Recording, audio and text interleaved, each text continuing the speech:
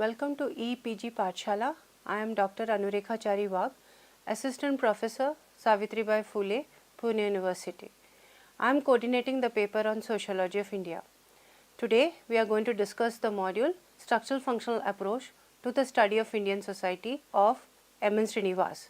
This module has been written by Polomi Ghosh, Research Scholar, Department of Sociology, Savitribai Phule, Pune University. As students of sociologists, we know that M. Srinivas has been referred to as doyen of Indian sociology. His seminal work, especially in terms of bringing about a change from the Indological perspective of looking at society to a rather more empirical, observation-based understanding of society, understood and perceived as book view of the society, is very much known to our students. Therefore, it is very important to understand the different aspects of the works of M. Srinivas and try to see how he has, through the use of book view, understood the society in India. Objectives: 1. To understand the structural functional approach of studying the facets of Indian society. 2. Using structural functional approach to understand Indian society. 3. Analyze how the structural functional approach has shaped the discipline of sociology in India. Introduction. This module tries to capture the essence of M. Srinivas's structural functional approach to the study of Indian society. In order to do so, the module, while analyzing the arguments and conceptual frameworks of M. Srinivas, will develop an informed critique of his work.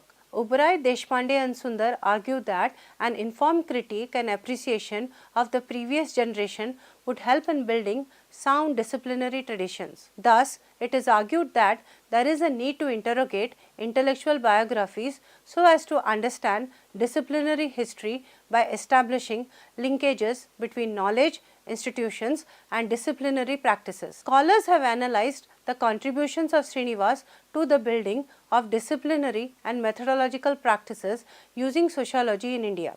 In this module, along with Srinivas's analysis, we would be drawing upon the writings of D.N. Dhanagre, A.M. Shah, Sujata Patel and Satish Deshpande to develop the arguments. From among the scholars mentioned above, it was Deshpande who problematized the challenge present in critically evaluating renowned and valued scholars. Deshpande states that M. Srinivas is referred to as the doyen of Indian sociology and his role in founding sociology departments in University of Baroda and at Delhi School of Economics, University of Delhi is very much appreciated and valued, and this played an important role in legitimizing Srinivas's sociology. Patel and Deshpande argue that it is challenging to critically analyze M. Srinivas, especially because he played a valuable role in establishing institutions and molding institutional practices and preferences. Dhanagre argues that the academic leadership of Srinivas is perceived in the introduction of structural functionalism as a theoretical orientation with analytical rigor,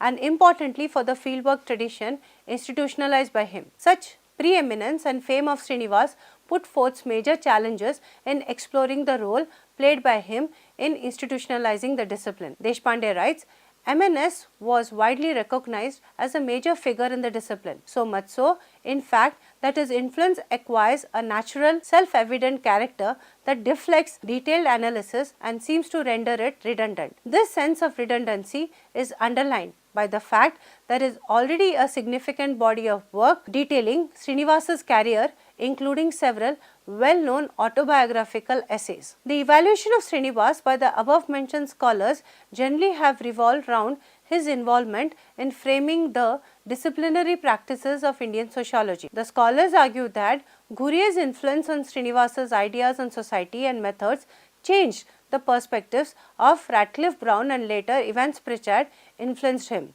It includes the valuation of social anthropology over sociology, the introduction of village studies and its impact in shaping methodological and theoretical orientation within sociology in India, and third, the institutionalization of intensive fieldwork as a preferred method of Indian sociology or social anthropology. Before we proceed towards the evaluation, it is important that we discuss the theoretical perspective, Srinivas and the areas he worked on. This analysis would have three sections: structural functional perspective, village studies, caste and religion, and social change. Section 1. Structural functional perspective. In order to understand Srinivas's approach, we should first take a look at the general concept of structural functionalism. Sociological functionalism is closely related to the structural functional approach in anthropology, which tries to explain the various social forms found in tribal societies in terms of the contributions to social cohesion. To put it simply, the structural functional approach is a perspective in sociology that sees society as a complex system whose parts work together to promote solidarity and stability. It asserts that our lives are guided by social structures which are relatively stable patterns of social behavior. Social structures give shape to our lives in families, community, and through religious organizations. Certain rituals such as handshake or complex religious ceremonies give structure to our everyday life. Each social structure has social functions or consequences for the operation of society as a whole. Education, for example, has several important functions in a society such as socialization, learning, and social placement. The proponents of this perspective focus on the understanding of the ordering and patterning of the social world.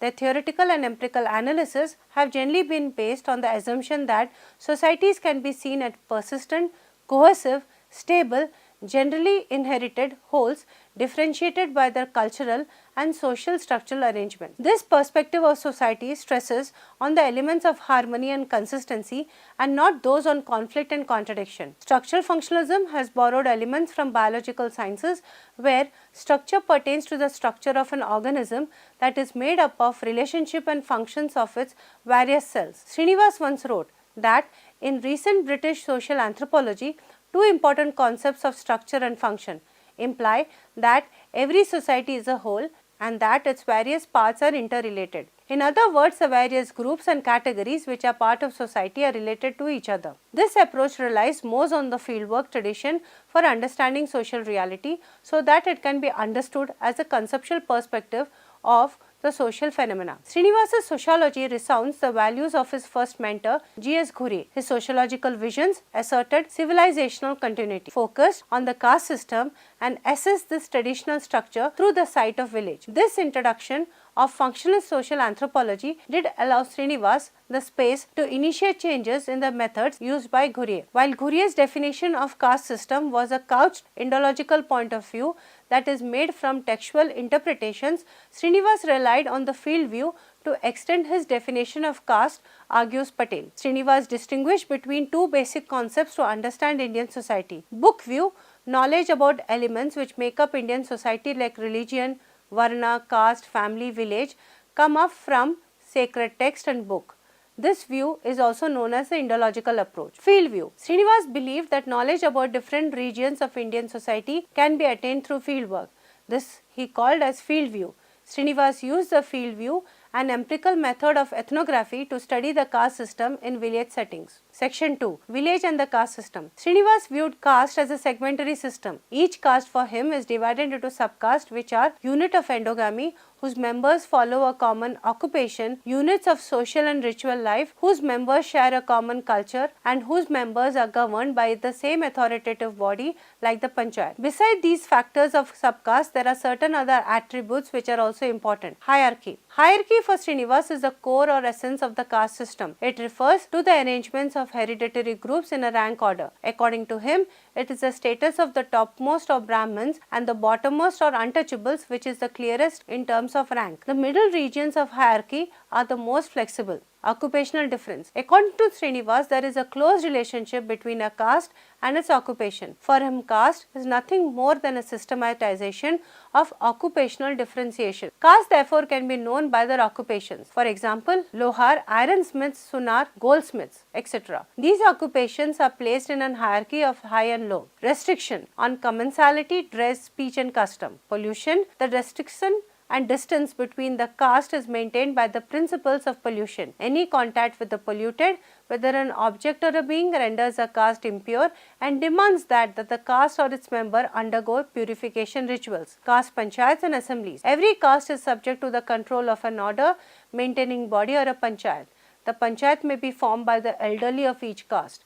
Further, every caste is also answerable to the authority of its caste assembly, which may extend beyond village boundaries. These attributes of a caste determine the nature of intercaste relations. In his Varna and Caste, Srinivas initiates a discussion on the nature of the caste system in India. He argues for the substitution of Varna by jati, subcaste, in order to assess the caste system. Srinivas got the idea of studying Indian villages from his mentor Radcliffe Brown. His study of Rampura, a Mysore village, is contained in his Remembered Village. A sociologist, Srinivas's main attempt or aim was to better understand Indian society, which for him was best exemplified by the caste system which prevailed and was best noticed in the Indian villages. Thus, when Srinivas discusses the caste system, Patel argues he does by evaluating it within the limits of the village. In this, Srinivas's approach is found to be similar to the colonial practice of identifying space as a site for examining traditions, the village. Srinivas considered the village as a microcosm of Indian society and civilization. His search for identity of Indian traditions led him to infer that Indian traditions are found in caste, village and religion. His conceptualization of traditions is in no sense secular but rather at par with Hindutva notion of Indian traditions. At this point,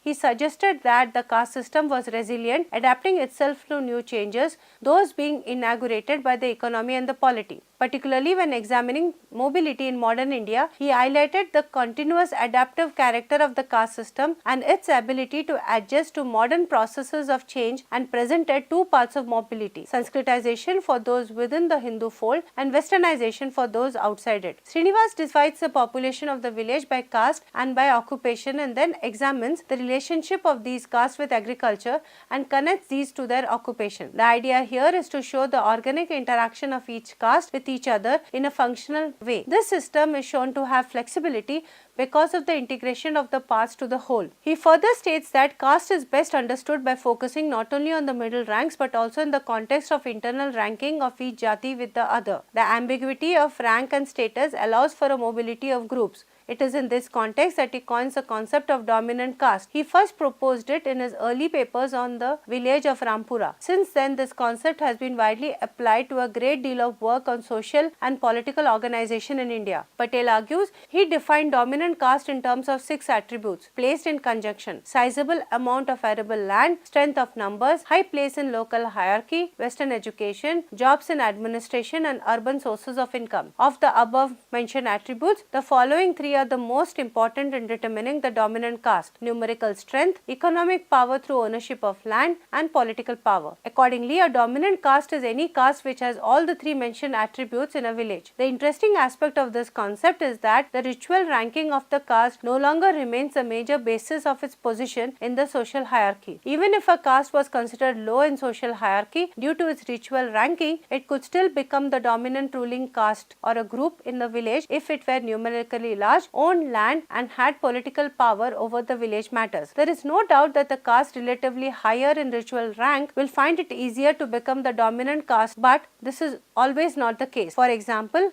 in village Rampura in Mysore, as studied by Srinivas, the peasants were the dominant caste in the village, even though they were ritually ranked below the Brahmins of the village. They were numerically more, owned more lands and had political influence on the affairs of the village, as argued by Patel. Section 3. Social change. Social change is a recurrent theme of interest among Indian sociologists and social anthropologists. Srinivas constructs a macro-level understanding of social change using a large number of micro-level findings on the processes of Brahmanization, Sanskritization, Westernization and secularization. Brahmanization. Srinivas's work Religion and Society among the Kurds of South India led him to formulate the concept of Brahmanization to represent the process of imitation of life, ways and ritual practices of Brahmins by low caste Hindus. The concept was used as an explanatory device to interpret the changes he observed in the ritual practices and life ways of the lower caste that he observed through intensive field study. Sanskritization. The notion of Brahmanization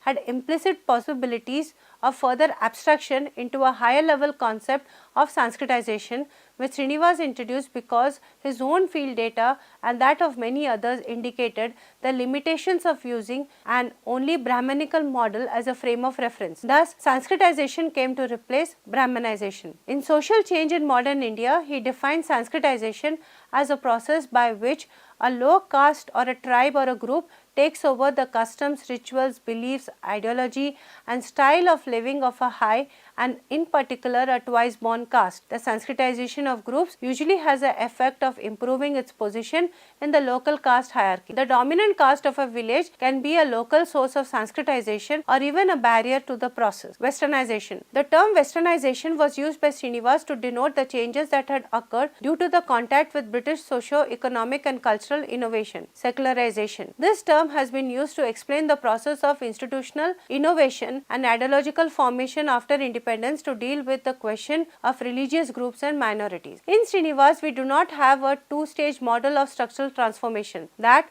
of transition from pre-modern to modern. Rather, Srinivas discusses only one structure, that of caste, which seems to encompass both stages. Secondly, in his work, we do not have a theory of modernity. Instead, we have a theory of social change based on mobility of groups in society perceived in terms of two processes of Sanskritization and Westernization. This conceptual scheme, though referring mainly to cultural imitation, had a built-in structural notion, that of hierarchy and inequality of power and prestige, since the imitation is always by the caste, social and economic status lower. This suggests that the caste system of modern India differs from that of the earlier versions of the system, which respected different occupations and ways of living. These changes have made caste adaptive to new influences, modified and moderate its characteristics, but it did not lead to transform or completely vanish. In Srinivas's work, the structure of Indian society emerges as a kind of new status position. Section 4. Critical evaluation of M. Srinivas's structural functional perspective.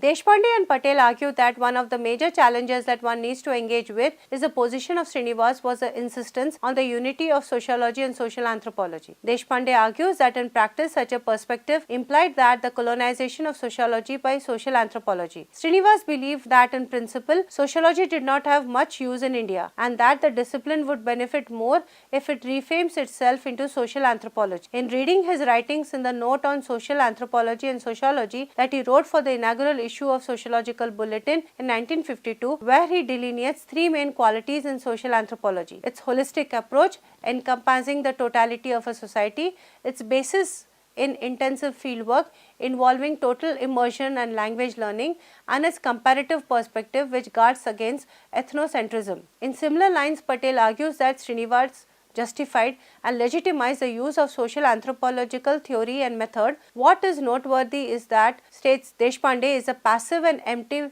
role for sociology. There is not a single instance where the content or methodologies of sociology are described positively. Either the discipline remains blank or its contents are uniformly tainted and worthless, fit only for immediate erasure. As Patel states, Srinivas criticizes the perceived practices of sociology in India, social philosophy and social work, and its contemporary practices in America of examining social problems and that use of survey method. For Srinivas, thus, there was no difference between sociology and social anthropology. By focusing on the caste system and Samaj as a repository of civilizational and traditional Indian values, Srinivas excludes religious minorities and groups which fall outside of the Hindu fold. His sociology then studies Indian society in an exclusive manner which does not look at intersections of other groups apart from the largely Hindu population and leaves itself open to criticism for framing a discipline which was exclusive in nature, argues Patel. Further, in his collapsing of social to the spatial, that is in tying caste with the village, he made possible the exclusion of groups and communities within the nation state whose culture and practices could not be explained by the dual system of Varna and Jati, as Srinivas understood it. This is not merely a default in his functional approach, but is a larger question of exclusion of a number of different groups who define themselves differently and who are eliminated from the sociological space. Further, functionalism presupposes that a distinction be made between the subject and the object and suggests that the researcher distinguish and distance himself from the object of his study. In Srinivas's work, ethnography merely mirrors the researcher's ideology. According to Patel, this creates methodological ambiguity. One of the ambiguities to be observed in Srinivas's work is an outcome of adjustment of the structural functional approach with colonial modernity when it examines the interlinkages of caste and village. It becomes unclear as to which system Srinivas is studying, the village or the caste. In Varna and Caste, in Caste and Modern India by Srinivas, he differentiates Varna from Jati and when discussing the caste system in the social system of the Mysore village, he does so by evaluating it within the limits of the village. Deshpande argues that Srinivas was well aware that the village was not an unproblematic category, but he dealt with these issues within a position that in search for the experiential gleaned through ethnographic method, one could find the evidence for the unity of the village.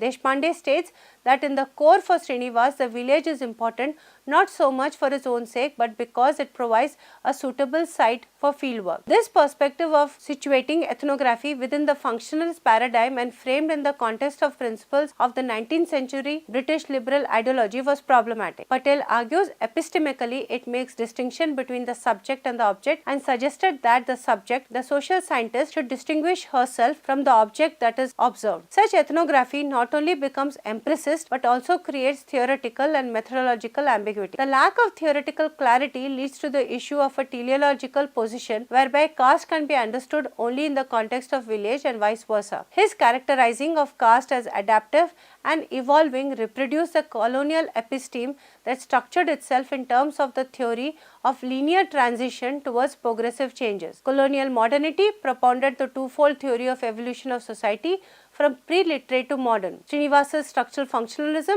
argues both Deshpande and Patel, allowed him to posit an adaptive caste structure which is forever reproducing itself, a theory of incremental social change. Sociologists have followed this perspective as identifying and practicing sociology in the country, where instead of studying India's modernity, they studied its constructed and evolving traditional structures. Dhanagri cites A.M. Shah, a student of Srinivas, who argued that Srinivas has been an advocate of the use of historical records in the study of Indian society because he found them indispensable for analyzing rural social life. In one of his notes, Srinivas reflected that his commitment to Radcliffe Brownonian structural functionalism had practically a blinding effect on him as he started subscribing to the view that history was irrelevant to understanding the present day structures, institutions and practices as well as changes. Thus, Dhanagri argues that it is questionable whether the use of historical method is something that Srinivas adhered to. One of the implications of this method of approach of sociology, Patel argues, is that we lose the analysis of colonialism as a force of destruction and creation of discourses regarding the binaries of tradition and modernity, of capitalism as a generator of inequitable distribution, and development and planning as a process governed by elite organized ideology. Srinivas's sociology does not present concepts and theories that can be used to evaluate and understand the contemporary process of change and conflict in our society, or a view which sees our society in a worldview integrating and interacting with the world market economy, which in turn produces inequitable and hierarchical relations between various locales, regions, classes and ethnic groups within the country. Impact on the discipline of sociology of India. Srinivas occupies an eminent place among the first generation sociologists of India. His focus on field view over the book view was a remarkable step in understanding the reality of Indian society. M.N. Srinivas wanted to construct a sociology which used the Indian experience to frame sociological principles. He felt that sociology in the country needed to study Indian society in a totality, a study which would integrate the various groups in its interrelationship. Given these factors, for Srinivas, the project of social anthropology becomes synonymous with sociology. In doing this, he contested the popular understanding of sociology in its American form, that of conducting surveys through opinion polls and questionnaire, and gave the alternative fieldwork as methodology. According to him, a fieldwork could be initiated in a bounded concrete space which would be the macrocosm of Indian society, which for him was a village. With this in mind, Srinivas initiated the large project of restructuring knowledge defining sociology. First, he organized the publication of a series of ethnographic papers on villages, which was later published in a book called India's Villages in 1955. He later went on to publish papers defining his concepts of westernization, Sanskritization and dominant caste, which came together in the books Caste in Modern India and Other Essays, published in 1963, and Social Change in Modern India, published in 1966. These became part of the staple syllabus of graduating students in Delhi University as well as others where he and his students held influence, thus institutionalizing his brand of sociology. Such a perspective is argued by Shah, Deshpande Nagla, Patel and Dhanagre. M.N. Srinivas did not just address an academic audience in his writing. He considered a sociologist to be a mediator who understood processes of social change and the responsibility of communicating these findings to the public and specifically the government. For instance, Srinivas was the chair of University Grants Commission's first committee that drafted the status report on teaching of sociology, which developed the model syllabi. He was also one of the 5 signatories of the Memorandum of Association that set up the Indian Council of Social Science Research (ICSSR), the other 4 being economists. He organized ICSSR's first survey of sociology and social anthropology in India that charted out the specializations in the discipline, thereby directing research in defined areas. According to Srinivas, he was living in a very important phase in the history of the country, which he termed as a living revolution, a revolution brought on by the adult franchise. For Srinivas, the role of sociologist was not only to record and document the changes initiated through adult franchise and increasing democratization of the society, but also to offer comments on the impact it was having on the traditional structures of the country. He considered it the sociologist's job to present these findings to the public in an understandable language in order to prepare them for the traditions, transitions and their acceptance. In other words, we find in Srinivas's sociology a critical and active voice for social anthropologists to pave the way for post-independence nation building. After discussing structural functional approach by M.N. Srinivas, as students of sociology, we can take away 3 or 4 points and issues. First, in a very significant manner, Srinivas drew our attention to the fact that rather than focusing on Indological approach, that is a textual or the book view approach towards Indian society, we need to develop a field view orientation towards studying Indian reality. And this was a significant turnaround towards practices of sociology in India. The second important aspect of Srinivas was the importance of village as a site to understand Indian society. Through his concept of field view, he introduced a concept in terms of the fact that how if we need to study Indian society in its complexity and totality, we need to understand it through the lens of the village. Third, very significantly, he tried to develop and institutionalize the discipline of sociology through bringing about and playing a very important role as a public sociologist. So, his role as a public sociologist in trying to mediate between the findings of sociological research with the public and especially that of the government through playing an important role in institutions of research and teaching, he made it certain that sociologists in India should play a very critical role in defining themselves as a public sociologist. Thank you.